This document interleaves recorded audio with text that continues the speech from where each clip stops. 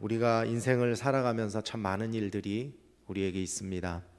좋은 일도 있고 기쁜 일도 있고 그리고 참 감사할 일도 많죠. 근데 그렇게 웃으며 지내는 날보다 힘들고 어렵고 아픈 일들이 더 많게 느껴질 때도 있습니다.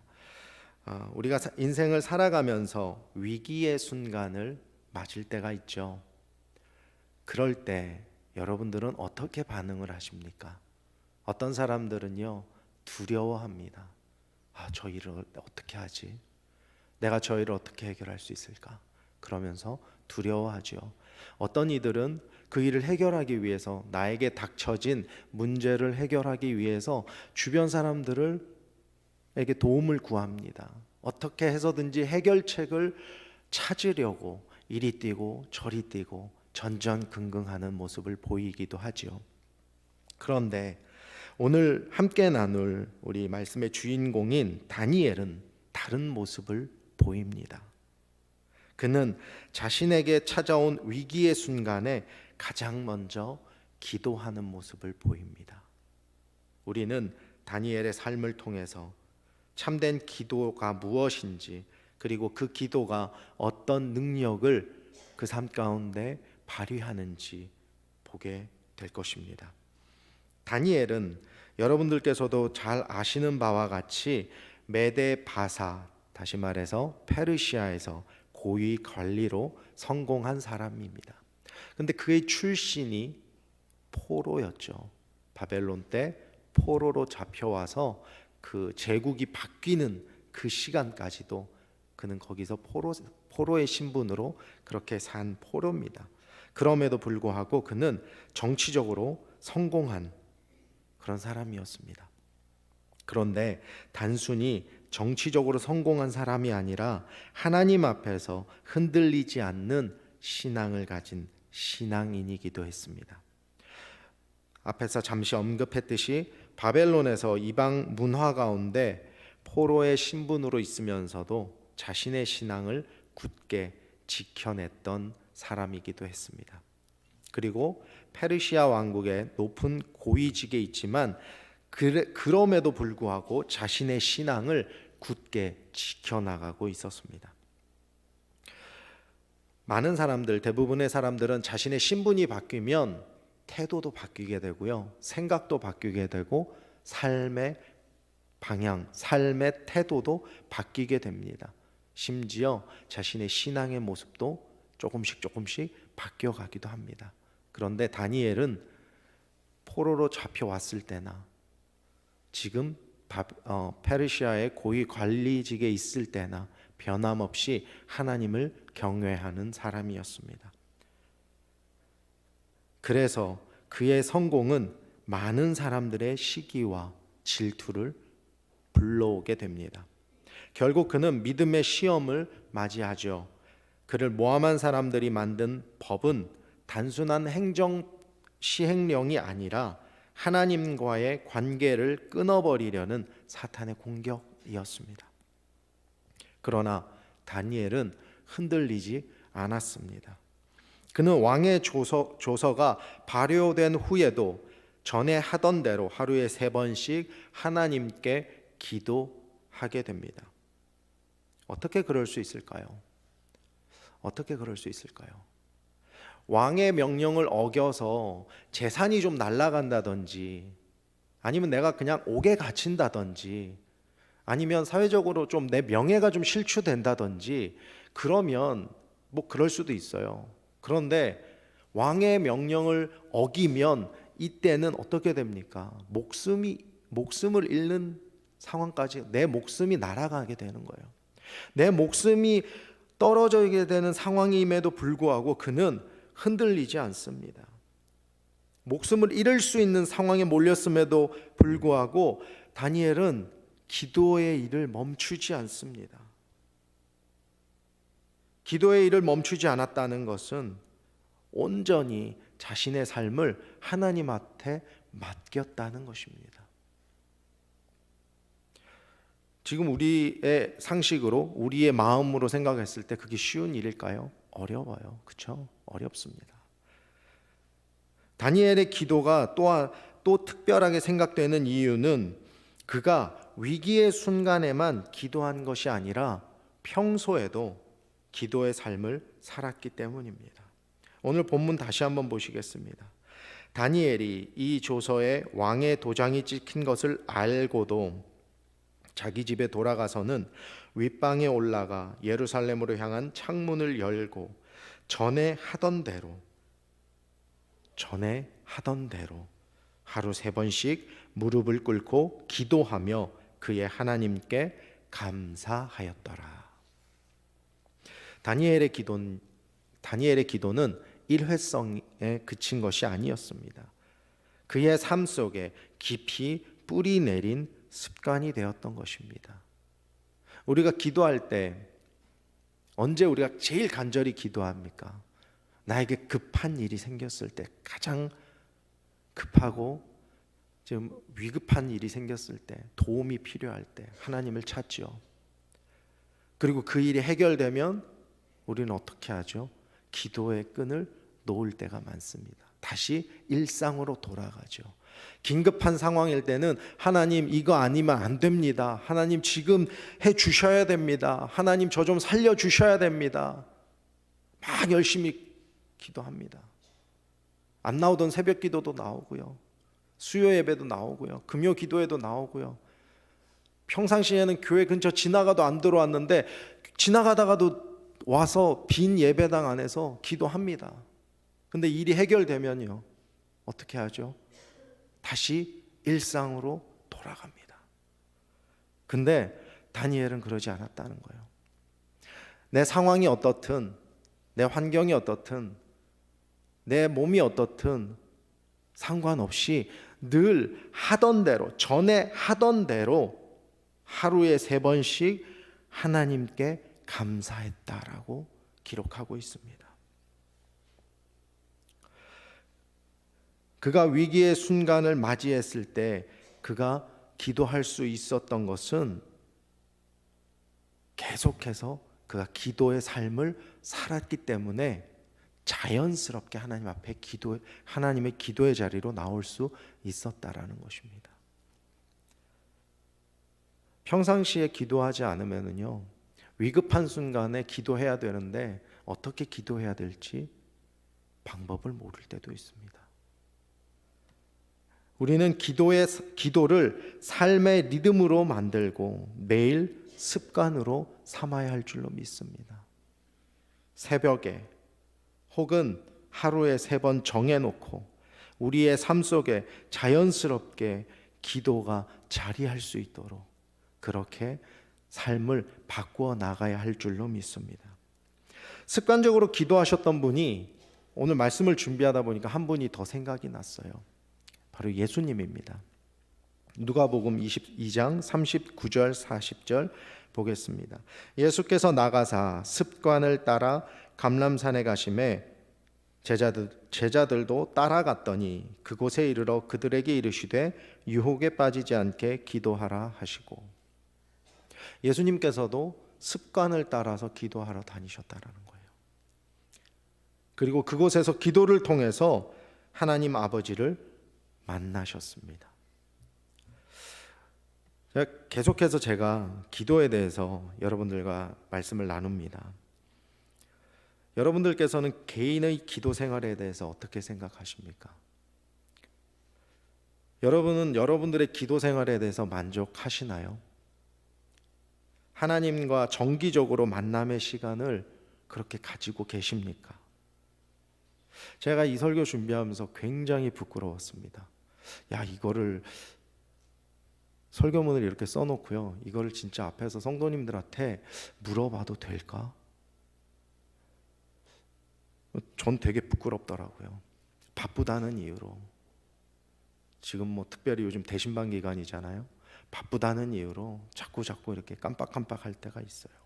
근데 저도 그렇고 우리 여러분들도 그렇고 이 시간을 통해서 우리가 우리 개인의 기도 생활에 대해서 한 번 더 생각해 보는 시간을 가지시기를 바랍니다. 제가 지난번에도 말씀을 함께 나누면서 하나님께 기도드립시다라는 말에 대해서 좀 불편하게 생각했었다라고 전했었습니다. 꼭 할 말이 없을 때 기도합시다라고 하는 것 같다라고 생각한 적이 있다라고 말씀을 드린 적이 있습니다. 근데 실은 기도하자는 말이, 그 말의 뜻이 전적으로 하나님을 믿고 의지해야만 할 수 있는 믿음의 행동임을 깨닫게 되었다라고 나눈 적이 있습니다. 다니엘이 기도를 멈추지 않은 이유는 그가 하나님을 전적으로 신뢰했기 때문입니다.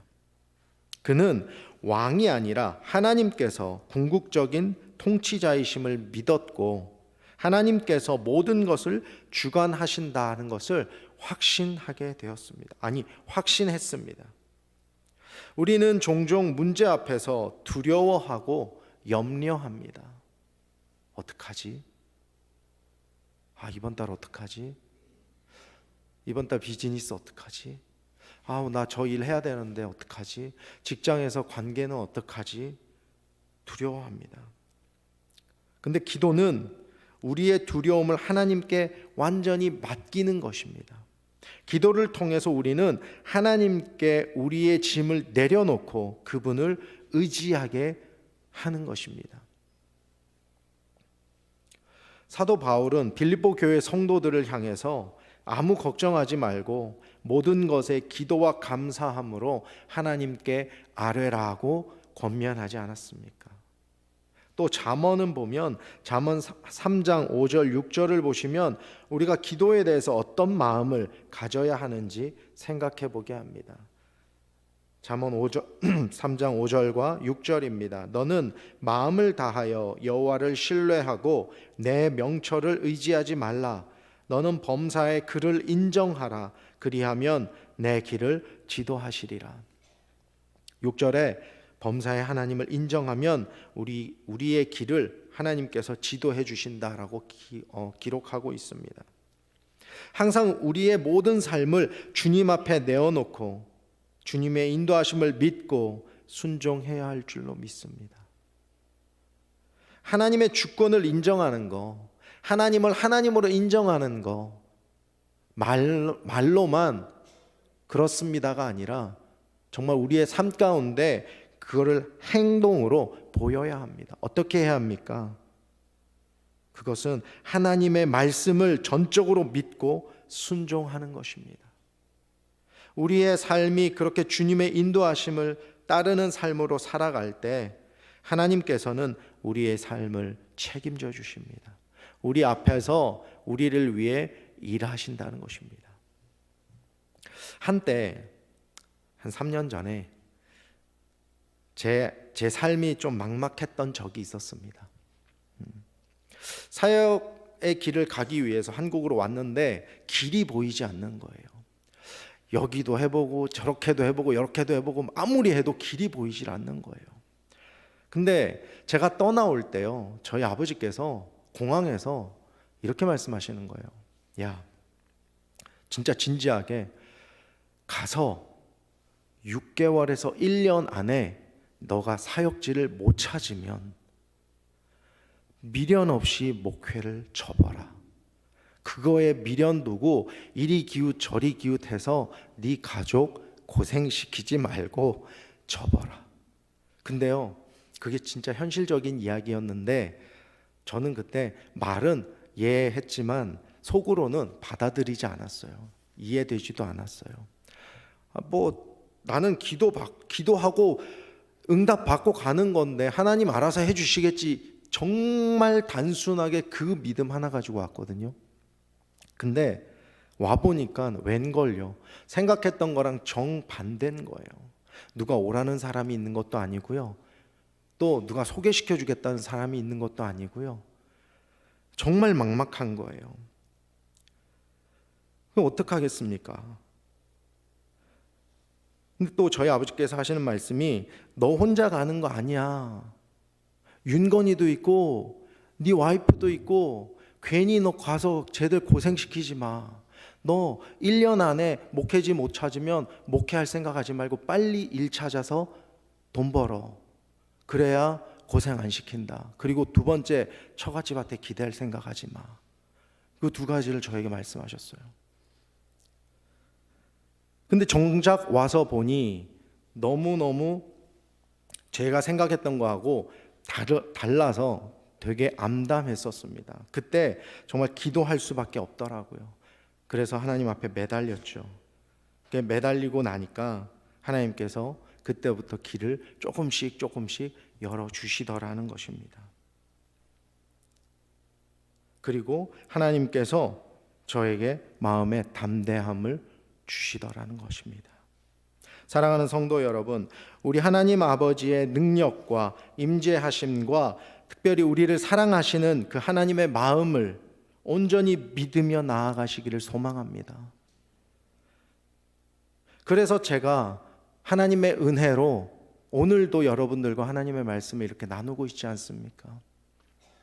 저에게 그렇게 일하셨던, 제 인생 가운데 일하셨던 그 하나님이 여러분들의 인생 가운데도 동일하게 역사하신다는 것입니다. 믿으시길 바랍니다. 우리 주님이 우리의 삶의 주인이 되시도록 우리의 삶을 내어드리는 저와 여러분들이 되시기를 소망합니다. 여러분, 하나님께서 일하시게 하시려면요, 우리의 생각을 내려놔야 돼요. 내가 갖고 있는 거, 내가 포기하지 못하고 있는 거, 내가 잡고 있는 거, 그게 무엇이든지 간에 그걸 내려놔야 하나님께서 그때부터 일하시더라는 겁니다.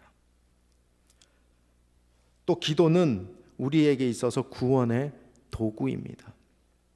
기도는 하나님께 우리의 모든 것을 맡기고 하나님의 뜻을 온전히 신뢰하는 우리 신앙의 고백과도 같다는 것입니다.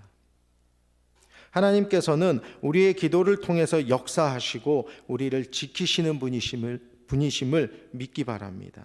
다니엘은 결국 왕이 정한 법을 지키지 않았습니다. 그래서 어떻게 됐습니까? 사자굴로 던져지게 되죠.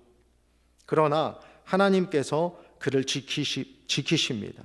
하나님께서 사자들의 입을 막으셨고 다니엘은 아무런 상처 없이 거기서 나올 수 있게 되었습니다.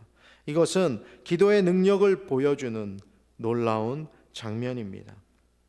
하나님께서는 기도를 통해서 우리를 보호하시고 우리의 길을 인도하십니다. 우리는 기도를 통해서 하나님의 구원의 손길을 경험할 수 있습니다. 다니엘의 기도는 단순한 종교적 행위가 아니라 그의 생명을 지켜주는 도구였습니다.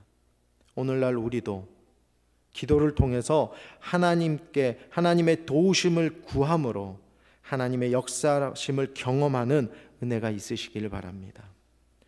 다니엘의 기도는 단순한 개인의 신앙 행위를 넘어서 하나님의 살아계심을 드러내는 사건이었습니다. 우리는 오늘 말씀을 통해서 세 가지 정도를 이렇게 깨닫게 되는데요. 하나는 기도가 우리의 일상의 습관이 되어야 된다는 것입니다. 우리가 아침에 일어나서 아침을 먹고 출근을 하고 각자의 일들을 하죠. 근데 각자 조금씩 다르긴 해도 눈을 떠서 집을 나서기까지 각자 하는 그 루틴이 있을 거예요. 이게 자연스럽잖아요. 그렇죠? 기도도 마찬가지예요. 기도도 자연스러워야 된다는 것입니다. 우리의 삶에 녹아져 있어야 된다는 것입니다.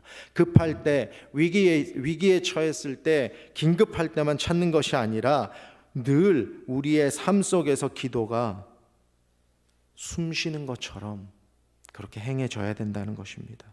그래서 계속해서 하나님과의 깊은 교제를 통해서 하나님의 뜻을 알게 되고 하나님의 뜻에 순종하는 삶으로 옮겨지는 은혜를 경험하는 유일한 길은 오직 기도뿐이라는 것입니다. 그리고 하나님과의 끊임없는 그 기도를 통한 끊임없는 하나님과의 교제뿐이라는 것입니다. 두 번째는 기도는 하나님을 신뢰하는 표현입니다.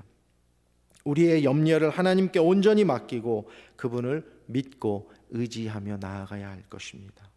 세 번째, 기도는 하나님의 구원의 도구라는 것입니다.